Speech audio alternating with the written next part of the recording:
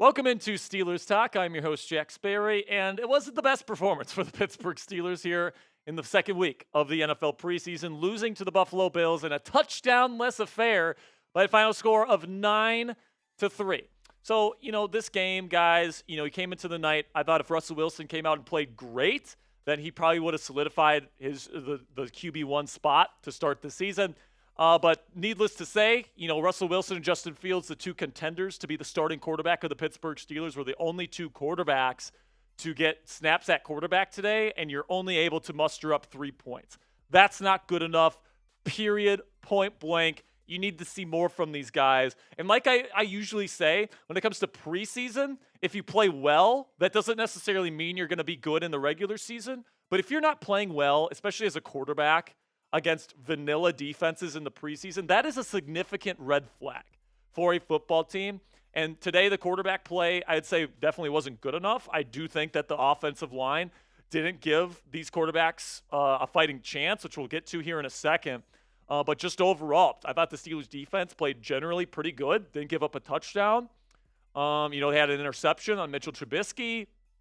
Thought special teams was a lot better this week. Didn't have the fumbles on the punt return coverage. All that stuff. I thought, procedurally, it was a bit of more of a cleaner game. Didn't have two fumbles on the snap this game, which was nice. But, yeah, it's got to be figured out here. You need to move the ball more efficiently, and the offensive line needs to play better. We'll talk about that later in the show, though. So before I get into my winners and losers list here from preseason week 2 versus the Bills, make sure you click that subscribe button if you haven't already for free, nonstop Steelers videos all year round. We have videos going up on the channel every single day, including post-game reactions to every single Steelers game. So if you want wall-to-wall Steelers coverage all throughout the 2024 season, make sure you join our family and click that subscribe button. So some injury news here. Some players left with injuries. Jaylen Warren with a hamstring. Payton Wilson left getting checked for a concussion. I'm filming this before Mike Tomlin takes the podium for his post-game press conference, so I'm sure we probably got some updates in the press conference, but I don't have those right now. And then Quez Watkins and Tyler Metakevich both left with injuries as well. And this is after Nate Herbig is out now for a significant amount of time with a shoulder injury. This is after Jonathan Ward gets injured as well. And this is after Grayland Arnold is released by the Steelers after injuring his knee after taking first-team reps in practice this week. So injury bugs certainly hitting the Steelers a little bit here. Hopefully all of these guys, especially Jaylen Warren, is going to be okay to start the season, man. Okay, so let's get into these lists here, and let's start with the winners. I'll start with Scotty Miller, who had a nice game today. He had a couple nice catches. He was getting open today. He was very solid. And the fact that we're going with solid players on the winners list right now, I think tells you what kind of day the Pittsburgh Steelers had, especially on offense. Another winner from today's show, or from today's game, is Nick Herbig. He got a lot of pressure when he was out there. He had a sack and a half today. So once again, he was a winner from last week. He looks like a legit starting outside linebacker, and he's going to be your rotational guy this year. So once TJ Watt, Alex Highsmith get on the field, and Nick Herbig is that rotational guy, the Steelers defense I thought looked good today, but once those superstars get on the field with Herbig also working in, I have all the confidence in the world this Steelers defense is going to be nasty in 2024. Miles Killebrew, also a winner. He got an interception on an overthrow from Mitchell Trubisky. Let me know if you've heard that one before. Mitchell Trubisky throws a terrible throw for an interception. But Miles Killebrew, I thought did a really good job, man. Of course, he's fantastic, as always, in the special teams coverage game as well. But the fact that he was able to make an impact as a defender today definitely bodes well for his chances to once again make the Steelers roster. So what's your one-word reaction to tonight's game? For me personally, my one-word reaction is pressure. It was pressure because, goodness gracious, that offensive line was giving up a lot of it today. This will be the pinned comment on today's show, so YouTube's going to throw you an ad break here in just a couple of seconds. And when that happens, make sure you go down there and let me know your one-word reaction to tonight's loss. Mark Robinson, the inside linebacker, had a really good day today. He had a number of tackles, number of really nice plays on special teams as well. He was flying all around with his hair on fire. And he looks like somebody that has been on a 53-man roster consistently, like he has been.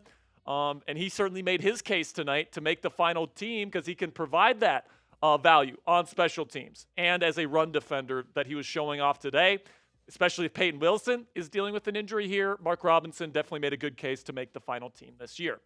Michael Perine also had some nice runs. He didn't have any explosive runs today, but he had some really nice stiff arms, and he ended up with 20 yards total. No touchdowns, obviously, no touchdowns for the Steelers in general, but I thought Perine actually played pretty darn nice today. I thought he had a pretty good day. He showed an ability to make guys miss with that stiff arm, and he was getting some pretty nice gains and picking up first downs. Then my final winner tonight, Julius Welschoff, got a sack in the second half. He's had a really good camp. Now, has he surpassed Kyron Johnson or Jeremiah Moon yet? I'm not too sure about that, but he's had a really good camp, and he's certainly trending in the direction of at least making the Steelers practice squad for this season. Now, before I get into my losers list here and things get spicy here on Steelers Talk, check out our friends at PrizePicks, which is the easiest and most exciting way to play daily fantasy sports. Unlike other apps, on PrizePicks, it's just you against the numbers. All you do is pick more than or less than on 2 to 6 player stat projections and then watch the winnings roll in. Get in on the daily action with your friends and become a part of the PrizePicks community today. You can now win up to 100 times your money on PrizePicks with as little as 4 correct picks, which means you can turn a measly $10 into $1,000. That is, if you know ball. For me personally, guys, I'm going with season-long projections for football here with Patrick Mahomes taking the more on his season-long passing yards projection. I'm going to take the more as well for Josh Allen in the same category, but I'm going to take the less on Aaron Rodgers because I do not trust Nathaniel Hackett. He is one of the worst offensive play callers in the game. I think it'll show in the box score at the end of the season for Aaron Rodgers. If you want to get going on PrizePicks today, all you have to do is download the PrizePicks app and use code CLNS for a first-time deposit match up to $100. Again, that's code CLNS on the PrizePicks app today for a deposit match up to $100. PrizePicks, run your game. Tonight's losers list starts with Russell Wilson, and it's not necessarily that Russ had a bad night, all right? He had 80% completion percentage. He was completing his passes when he was throwing them. It's just that, he had an opportunity tonight, in my opinion, to solidify himself as the starting quarterback for week 1. And after the performance he had today, offense not getting down the field, he missed a deep ball to George Pickens.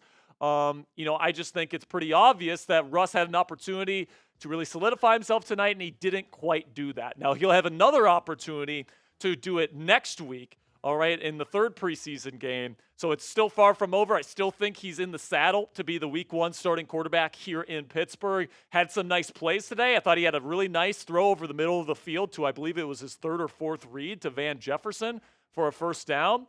He had some nice decisions going to his checkdowns to preserve drives and get them in position to hit a field goal. So there were some good things with Russell Wilson today, but definitely not enough splash, not enough to really solidify him as your starting quarterback heading into week 1. Another loser here, both quarterback potential starting quarterbacks for the Steelers I'm going to put in the losers list because Russ didn't solidify his chance to be the starting quarterback, and Justin Fields had an opportunity to go up against backups and really look like the best player on the field, and he didn't really do that, all right? He looked flustered at times. It looked like he was getting through his reads far too long at times. He took a couple sacks himself. He threw 2 near picks. Had a couple nice plays off, across his body. He had some nice runs. He made a couple of poor reads on read options today, which is something you don't want to see from him. Overall, I expected Justin Fields to get those second-team reps and just absolutely dominate that opposing backup defense, and he didn't really do that. So that's definitely not what you want to see from somebody that could potentially be your starting quarterback this year.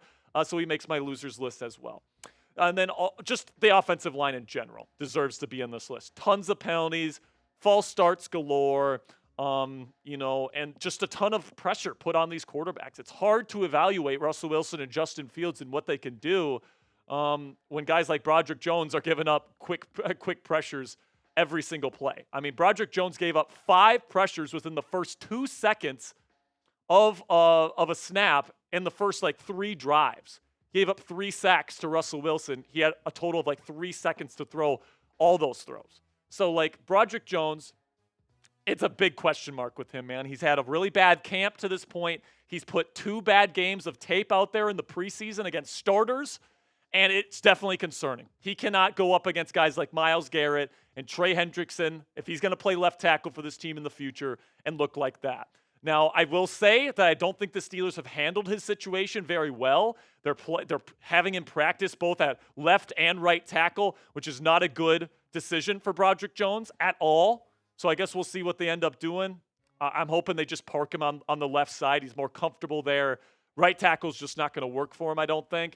Zach Frazier also had kind of a rough day. He got some news, good news for him that he's going to be the starting center week 1, but he didn't look like it today, man, especially as a run blocker. He allowed multiple TFLs on instant losses at the line of scrimmage against starting capable defensive linemen. And, the athleticism has always been a little bit of an issue for Frazier for me. That's why I had him ranked as a 4th-round grade. I was a bit lower on Frazier than a lot of people out there. Especially for the Steelers scheme specifically, because he's not the best athlete moving out in space in terms of a wide zone offense. And that showed today. So I'm rooting for Frazier, man. I think he's eventually going to get it figured out. I believe in him as a player. He's a smart player, tough player. But today wasn't his best day. And Chris Boswell missed a field goal. He made one, but he missed one. So I'm going to put him on the losers list as well today. Not worried about Boswell in general. I think he's better than missing a field goal, like the one that he did today. But at the end of the day, I do think Boswell is going to be just fine, and the great and powerful Boz is going to have a good season. So, guys, make sure you grade tonight's performance down there in the comment section, A, B, C, D, or F. For me personally, I got to give it a D. The offensive line was just awful today, in my opinion, especially Broderick Jones, who gave up all 3 sacks against Russell Wilson today. And he gave up more pressures than just the sacks he gave up as well. So the defense, I thought, played a lot better, so that's why it's not an F. Stopping the Bills' offense. Didn't have Josh Allen on the field, so I guess it wasn't that hard to stop Trubisky and Ben DiNucci. But at the end of the day, you only gave up 9 points, which is pretty darn good. But the offense needs to get a lot better. Offensive line needs to protect the quarterbacks better. And, we need to see more from these quarterbacks, especially when the regular season rolls around.